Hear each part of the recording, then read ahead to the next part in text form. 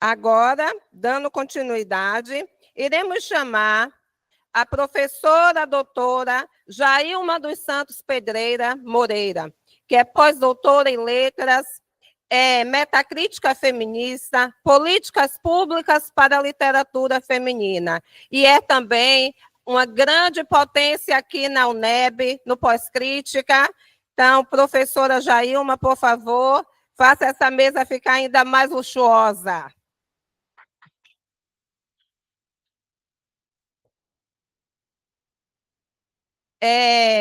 Temos mais 2 outros professores doutores que irão também abrilhantar aqui esse nosso dia, essa nossa mesa, mas que ainda não estão aqui, né, no espaço. Iremos, então, dar início, né, a este momento, para respeitar o tempo. Cada cada professora doutora terá 20 minutos para explanação. Então, agora, a professora, né, Jacimara Souza Santana, o brilho agora é seu. Bom dia. Bom dia. Bom dia. Acordando, né? Nada melhor do que uma boa noite de sono, porque renova a gente no dia que começa.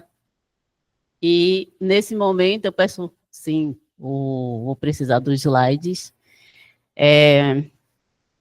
Nesse momento, a gente, então, inicia as contribuições para a continuidade das discussões sobre o tema principal, um tema muito instigante desse colóquio, que são narrativas africanas, afrodiaspóricas e epistemologias alternativas.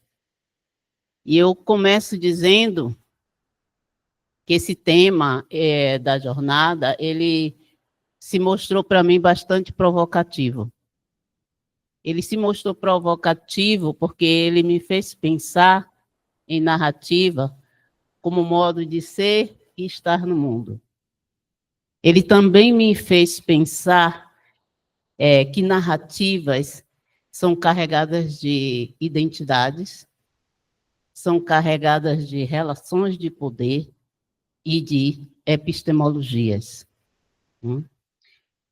E é com essa disposição, essa provocação, que eu retomei o meu estudo de doutorado e também de pós-doutorado, realizado na Unicamp e no Pós-Afro, lá em Salvador,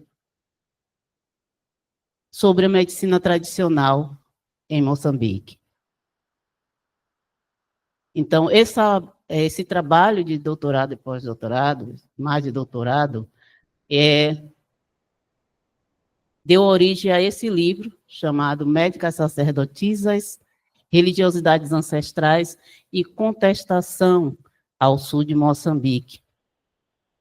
E eu retomo esse trabalho para tratar de narrativas sustentadas pelo grupo social de sacerdotisas e sacerdotes desse país, no enfrentamento do domínio colonial português, com foco e a partir das percepções das mulheres, de suas vivências e experiências, especificamente no período de 1927 a 1980. Eu trago período porque sou da área da história e a gente tem esse cuidado de sempre estar se situando quando, onde a gente está falando sobre. Com isto, o meu interesse é mostrar algumas noções das epistemologias desse grupo social, a partir do olhar das mulheres, frente a outras epistemologias impostas pelo poder hegemônico no período, através da dominação colonial, e algumas lições para a contemporaneidade. Eu digo que tais epistemologias próprias do grupo social de lideranças religiosas em questão, a meu ver, ela supera o status de alternativa. Eu as considero como epistemologias protagonistas, porque elas sempre existiram, elas continuaram se atualizando ao longo do tempo, independente do surgimento de outras epistemologias. E com isso eu não estou querendo reivindicar para elas um lugar de centro, mas chamar atenção para as suas especificidades. Para mim, é mais confortável pensar nessas epistemologias como plurais do que como alternativas. Me parece que ontem eu escutei algo nesse sentido, não recordo o nome do intelectual francês, que começou falando espanhol e terminou falando em francês, Michel. Parece que ele sinalizou algo nesse sentido. Porque quando a gente diz alternativa, a gente sugere que existe uma outra. Não, cada uma tem sua especificidade. Isso me faz recordar o discurso de um sacerdote, de um Yanga, frente a uma provocação de um colonizador, em um dos documentos que eu consultei. Esse português desvalorizava e dizia: esses conhecimentos que vocês têm nada vale. E, em resposta, esse sacerdote dizia: o que eu conheço me basta.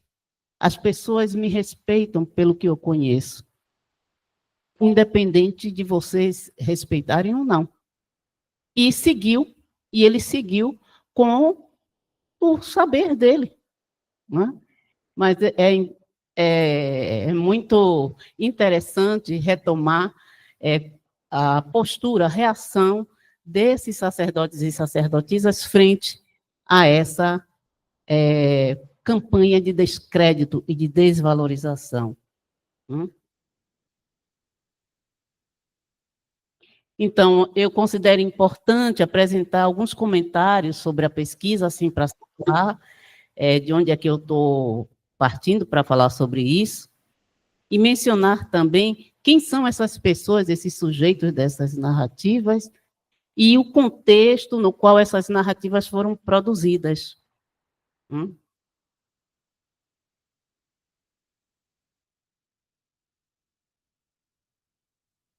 Então, essa pesquisa, ela teve por objetivo mostrar como é que esse grupo social de sacerdotes e sacerdotisas conseguiram... Bom dia, Alicia. Chamar ela à mesa. É com imenso prazer que chamamos, né, a professora doutora Lícia Barbosa, né, para fazer aqui, para vir para essa mesa. Que mesa luxuosa, que mesa potente, né? É a afropotência.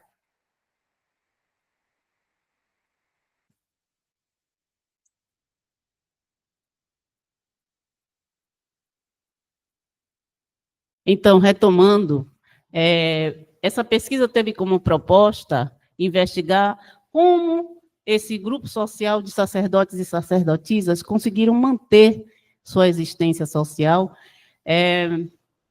decorrente, num contexto de grande conflito, decorrente tanto dos processos de colonização quanto dos processos que levaram à independência. E a relevância dessa pesquisa, justamente, por ter notado que antes da colonização, essas pessoas, elas ocupavam lugares de poder, lugares de autoridade, exerciam um papel social básico na sociedade. E, no entanto, depois da colonização, a partir da colonização, essas pessoas foram submetidas a políticas que tenderam a levar os seus conhecimentos a uma descredibilidade.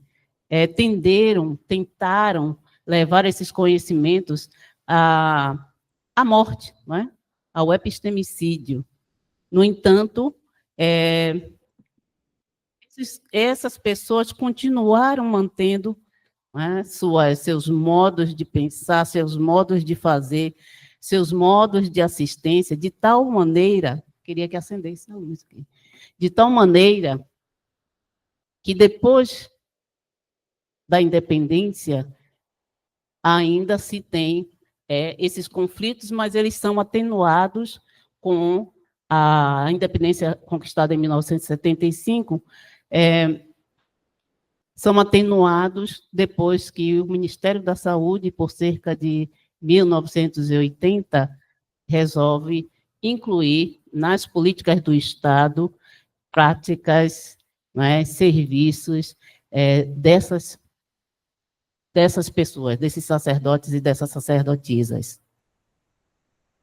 E logo depois, cerca dos anos 1990, início dos anos 90, essas pessoas conseguiram, né, ter uma associação chamada AMETRAMO, Associação de Médicos e Médicas Tradicionais, que também foi fundada, independente de não haver regulamentação, né? Então, como é que esses membros e membros dessas associações conseguiram manter esses conhecimentos até os dias atuais, né? Passando por todos esses processos de mudanças? Eu digo que as pessoas sujeito das narrativas desta comunicação, deixa eu voltar.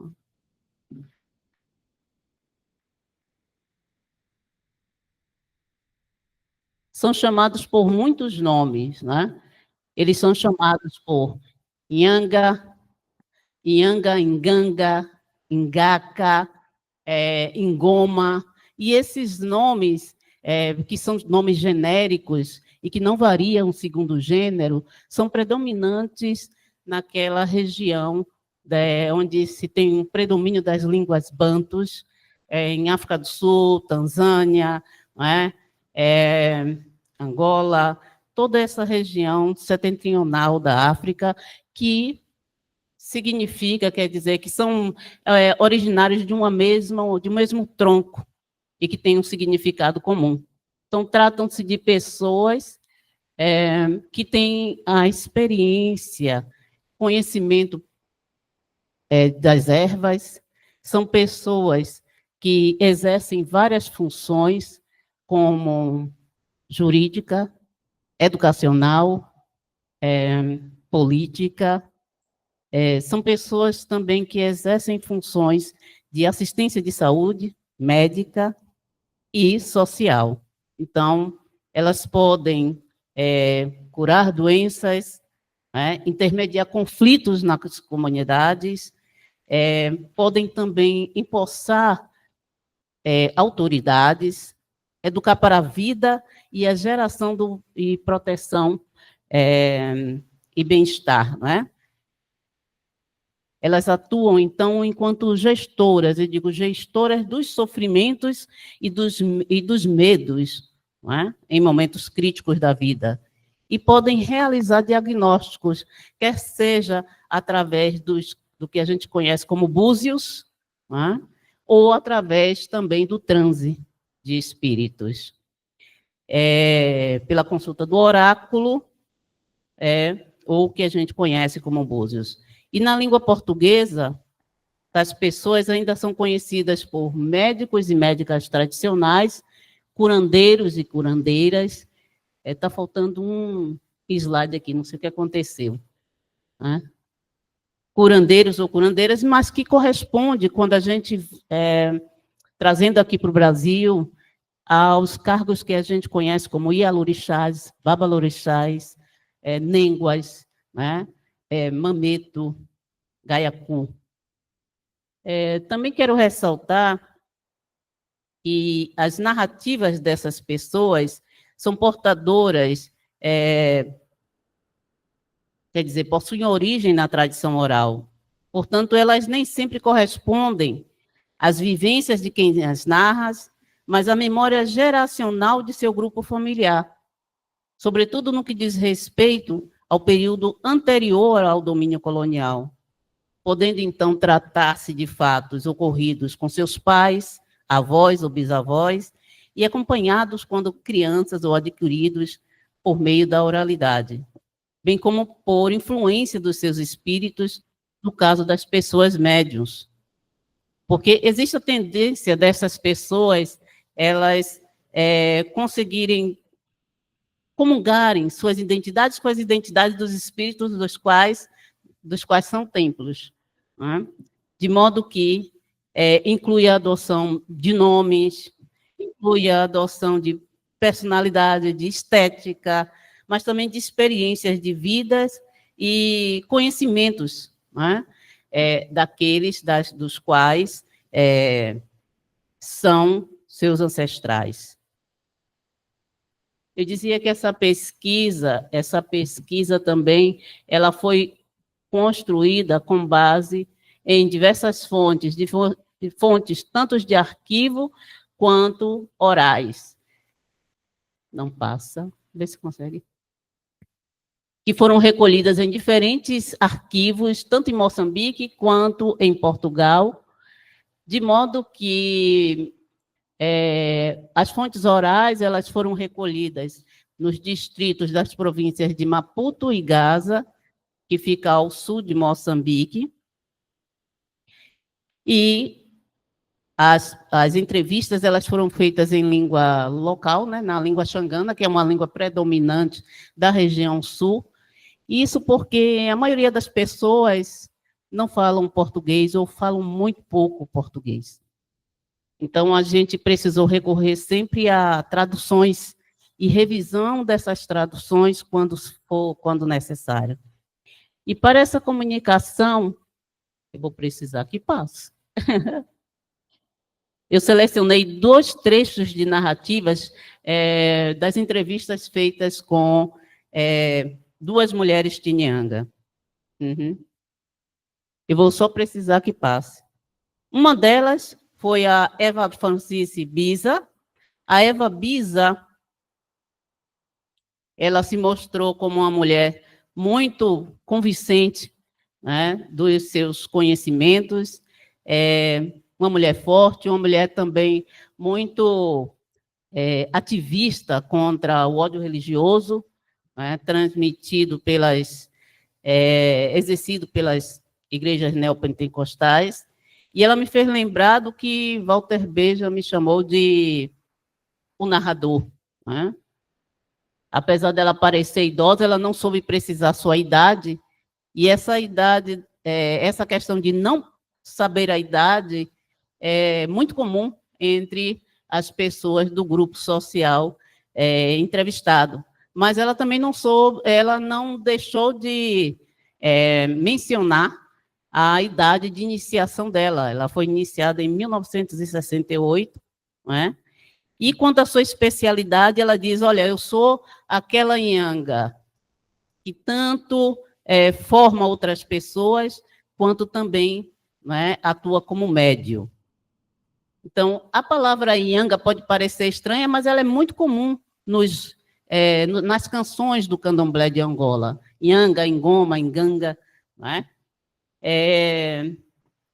O trecho da narrativa, será que não dá para passar esse slide? Porque eu tinha colocado o trecho da narrativa da Eva Francis Biza.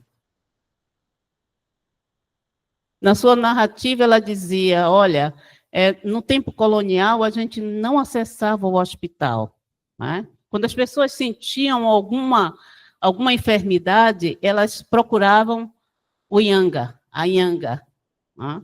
E nós fazíamos o atendimento com base nesses conhecimentos também, pode passar mais, com base nesses conhecimentos hervanários e com base nesse conhecimento ancestrais e com base na orientação também dos espíritos. E ela diz, olha, até hoje, quando as pessoas têm alguma inflamação e que não é curada, lhe dizem, vá procurar a titia Eva, porque a titia Eva ela é bastante respeitada pelos atendimentos que ela tem realizado. E esses atendimentos que essas pessoas têm realizado, elas são divulgadas por outras pessoas, então ela é bastante procurada por conta disso. E isso acontece também com todos os outros, não é? Eu lembro de uma Ianga que ela dizia, eu sou médica, eu curo, mas eu não posso publicar. Quem publica é quem vem, é a clientela que vem me procurar, não é? E um outro trecho, como não passa esse slide, é o da... Depois, outro. Sim, esse aí.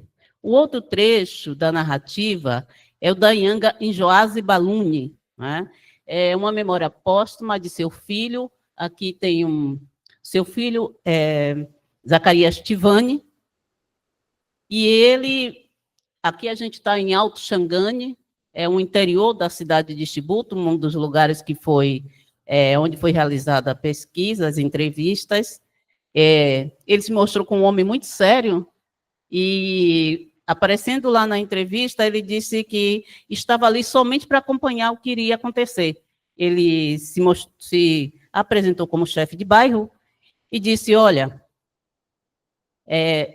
desculpe, o tempo correu e eu vou aqui agilizar também, colocando aqui algumas questões que eu acho mais interessantes, né? Então, o Alberto Zacarias Tivani, ele não se conteve quando escutou a conversa por horas entre mim e a tradutora Filomena Matti e revelou ser filho de uma mulher Ianga, já falecida. E ele contou um caso, ele disse que ela foi iniciada em 1962. E o caso que ele traz é justamente um atendimento que a mãe dele presta a uma gestante que foge do hospital, né, com dores de parto, para ser atendida por sua mãe. E ele disse que quando a mulher chega, não demora 10 minutos para que essa mulher entre em estado de parto. Na verdade, o que ele descreve é que a mãe fez, um ebó. Né? Ela entra no seu templo, na Idumba, e, ao sair já em transe, ela faz um ebó com as contas, e depois de 10 minutos, essa mulher entra em processo de parto. E ele diz, olha, eu fiquei receoso de minha mãe ter sido presa, porque no contexto colonial, o atendimento feito por essas pessoas passou a ser um atendimento coibido, que entrava também em contradição com a permissividade, não é? Pela necessidade, sempre pela falta de assistência da medicina ocidental. Então, a partir dessas narrativas, eu penso alguns aspectos. A população africana, assim como pessoas tinhangas, resistiram ao abandono dos conhecimentos ancestrais e do auxílio de seus espíritos. O ser e o fazer da pessoa nhanga estava bastante enraizado na cultura e isso retroalimentava os valores e normas de organização social, política, moral e religiosas africanas, né, vigentes no Império de Gaza, destruído com a entrada do domínio português. Esses conhecimentos e essa assistência nhanga também ajudava as pessoas a superarem os efeitos desestabilizadores causados pelo domínio colonial. Né? Dizer também que a política do Estado colonial relegou conhecimentos das pessoas tinhanga à condição de ilegalidade. A partir de então, esses conhecimentos foram estigmatizados como primitivo, supersticioso, feiticeiro, diabólico, charlatão, ou mesmo como ameaça à saúde pública, ao mesmo tempo que buscou fundamentar o seu modelo de conhecimento médico como um sinônimo de verdade, de ciência, né, de tecnologia, de modernidade, de legalidade e eficiência.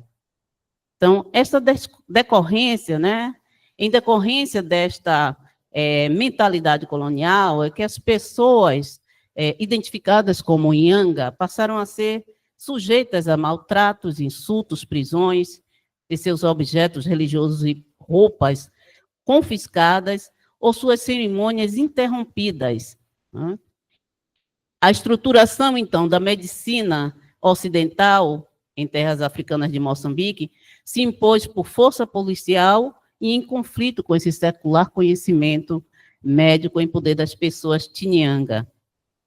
Experiências, então, como as de Eva Franise Biza e Njoás Baluni, mostram que a assistência do modelo Nhanga baseavam-se em epistemologias bem distintas daquela ofertada pelo domínio colonial, pelo Estado colonial. Então, concepções, em termos de concepções, doença e saúde, e de métodos também. A relação entre quem cuida e é cuidado é humanizada, podendo chegar até mesmo a se tornar familiar em casos de iniciação. A parteira passa a ser vista como mãe, né? E de modo similar em caso do processo de cura resultar nessa iniciação. Trata-se, então, de um conhecimento médico compatível com o religioso, cuja concepção de doença e saúde admite que sintomas físicos não são a única causa de adoecimentos, podendo estar relacionados com causas espirituais, sociais, ecológicas, né? Sendo fundamental a consulta aos ancestrais para a obtenção de diagnóstico e orientações para o tratamento, que pode incluir tanto rituais quanto o uso de banho de ervas, entre outras coisas. Então, como afirmou a titia Eva, ela disse: eu trato aquilo que o hospital, que custou ao hospital tratar.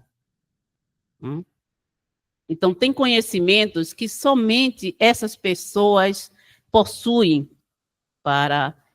e que é diferente, né, da perspectiva ocidental. Quero só ressaltar que, em mapeamento da Organização Mundial de Saúde, feito em 2005, se constatou que a maior oferta dos serviços de atividades de assistência de saúde primária em países como África, América Latina e Ásia é assegurada, sobretudo, por pessoas detentoras de conhecimentos ancestrais, como a Nhanga Eva Franise Biza e a Njoás Baluni. E até mesmo em países onde o acesso à saúde é dado de forma mais fácil, a recorrência ao atendimento com base nessa assistência ancestral tem sido muito mais recorrente, né? E talvez por isso é que a OMS tenha tratado de fazer um documento buscando que esses conhecimentos eles sejam regulados e que tenha o apoio técnico para o seu desenvolvimento, né? E é neste processo que a gente encontra no Brasil a emergência de políticas, né, integrativas, como a tal da PICS, que ainda não inclui, de fato, o conhecimento médico ancestral, Brasil, e o programa Farmácia Viva, que trabalha com a questão da inclusão desses saberes fitoterápicos, né?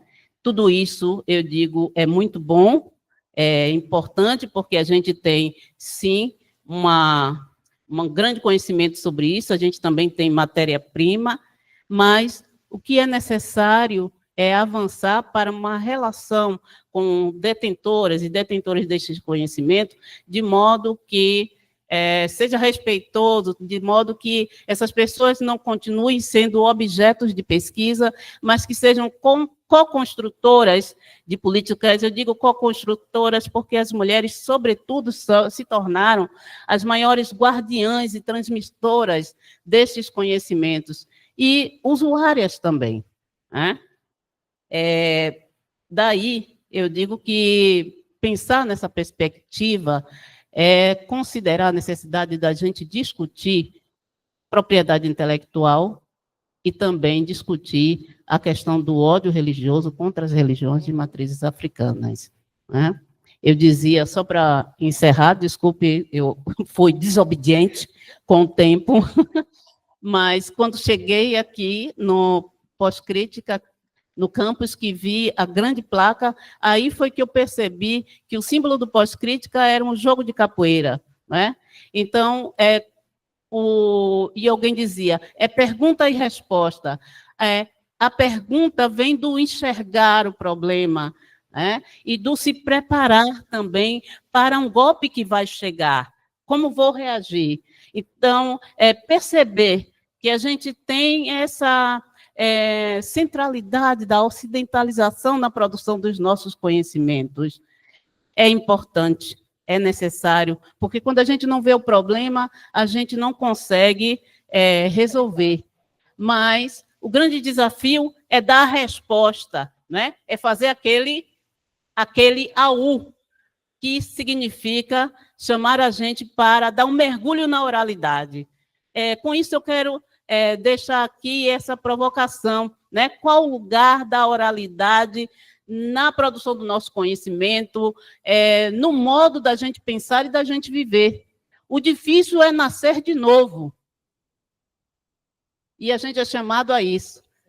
Então, é esse movimento, enxergar essa centralidade da ocidentalização, sim, mas como que a gente consegue sair dessa ocidentalização? Porque essa tensão, ela está tanto nas nossas vidas, como os docentes, pesquisadores, está na saúde, quando no período da Covid a gente viu essa tensão desse velho passado, né?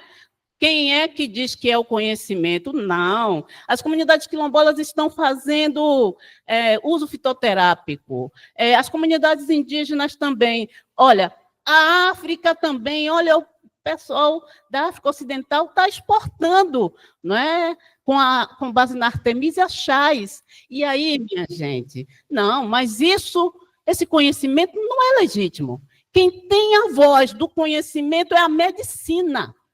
Então, tem que esperar a vacina. E a gente cala a boca, porque isso, de fato, resolve. Então, não é a briga entre o chá ou é a vacina. Por que o chá não pode ser junto com a vacina? E por que a vacina tem que negar o conhecimento do chá?